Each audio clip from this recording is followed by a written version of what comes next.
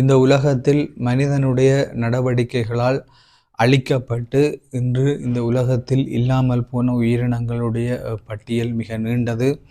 அது உங்கள் அனைவருக்குமே தெரிந்த ஒன்று. இந்த நிலைமையிலே மனிதனுடைய நடவடிக்கையாலே இந்த உலகத்தில் இருந்து காணாமல் போன ஒரு பறவை இனத்தினுடைய ஒற்றை இறகு இந்த உலகத்தில் மிக அதிக தொகைக்கு ஏலம் விடப்பட்ட சம்பவம் அண்மையிலே நியூசிலாந்து நாட்டிலே நடைபெற்றிருக்கின்றது.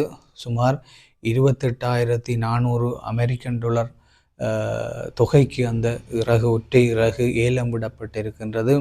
அந்த பறவை என்ன, அதனுடைய பூர்வீகம் எந்த நாட்டினுடையது, எவ்வாறு அந்த பறவையின் அழிக்கப்பட்டது என்பது தொடர்பான விடயங்களைத்தான் நாங்கள் இந்த பதிவிலே பார்க்க இருக்கின்றோம். நீங்கள் பார்த்து கொண்டிருப்பது JZ Tamil A to Z. தொடர்ந்து எங்களுடைய வீடியோக்களுக்கு நீங்கள் மிகுந்த ஆதரவினை வழங்குகின்றீர்கள். தொடர்ச்சியாக அந்த ஆதரவு தொடர வேண்டும் என்று கேட்டு, குறிப்பாக லைக் பண்ணுங்க, ஷேர் பண்ணுங்க, சப்ஸ்கிரைப் பண்ணுங்கன்னு சொல்லி மீளவும் கேட்டு முழுமையான வீடியோ பதிவுக்குள்ளே போவோம். நியூசிலாந்து நாட்டினுடைய ஒரு தனித்துவமான பறவையாக இருந்தது குயா என்கிற ஒரு பறவை இனம். சாதாரணமாக பாடல் திறன் கொண்ட அந்த பறவை இந்த உலகத்திலே இன்று எங்குமே காண முடியாத அளவுக்கு முழுமையாக அழிக்கப்பட்டிருக்கின்றது. நாங்கள் ஏற்கனவே இந்த உலகத்தில் இருந்து காணாமல் ஆக்கப்பட்ட மனித நடவடிக்கைகளாலே முற்றாக அழிக்கப்பட்ட பறவைகள் மற்றும் விலங்குகள் பற்றிய நிறைய கதைகளை கேள்விப்பட்டிருப்போம். அந்த கதைகளிலே உள்ளடங்கக்கூடியது தான் இந்த குயா என்ற பறவை இனத்தினுடைய கதை. நியூசிலாந்திலே மிக பூர்வீகமாக வாழ்ந்த மாவோரி இன மக்களாலே புனிதமாக கணிக்கப்பட்ட இந்த பறவை இனம் பிற்காலத்திலே நவீன மனிதர்களுடைய உள்நுழைவு காரணமாக அந்த பறவை அலங்கார பொருட்களுக்காகவும் மற்றும் பிற தேவைகளுக்காகவும் அந்த பறவையினுடைய இறக்கைகள் பயன்படுத்தப்பட்ட நிலையிலே, குறிப்பாக அந்த பறவையினுடைய இறக்கை மிக பளபளப்பான தோற்றத்தை காட்டுகின்ற நிலைமையிலே அந்த பறவையினுடைய இறக்கைக்காக மனிதன் மிக அதிகளவிலே அந்த பறவையை வேட்டையாடியதன் காரணமாக கிட்டத்தட்ட 1900 ஆண்டுகளின் தொடக்கத்திலே, 900களின் தொடக்க காலங்களிலே அந்த பறவை இனம் முற்றாக இந்த உலகத்திலிருந்து அழிக்கப்பட்டது.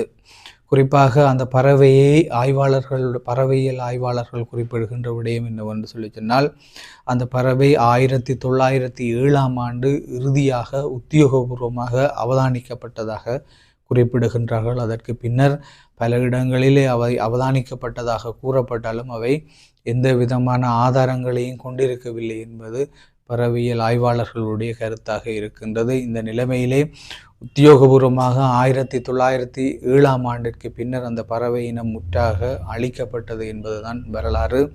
மனிதர்கள் அதிகளவிலே அந்த பறவையை வேட்டையாடியதன் காரணமாக, அதனுடைய இறக்கைகளுக்காக மனிதன் அவற்றை கொன்று குவித்ததன் காரணமாக அந்த பறவை இனம் இந்த உலகத்தில் இருந்து முற்றாக இல்லாமல் போனது. குறிப்பாக நாங்கள் முன்னரே குறிப்பிட்டது போன்று மாவோரி இன மக்கள், நியூசிலாந்தினுடைய பாரம்பரிய இனக்குழுமங்களில் ஒன்றான மாவோரி மக்கள் அந்த பறவையை புனிதமாக கருதியதோடு, அந்த குழுமத்தினுடைய தலைவர்கள் அந்த குயா என்ற அந்த பறவையினுடைய இறக்கையை தங்களுடைய கிரீடத்திலே சூடியிருந்ததோடு அதனை மிக பெருமதி வாய்ந்த ஒரு பரிசாகவும் வழங்கியதாக வரலாற்று ஆய்வாளர்கள் குறிப்பிடுகின்றார்கள்.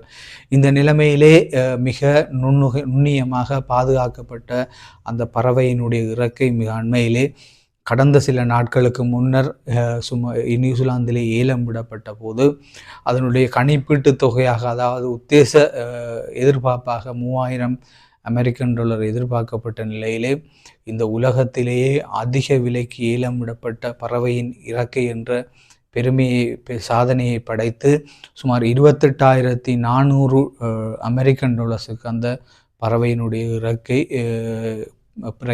ஏலம் விடப்பட்டிருக்கின்றது.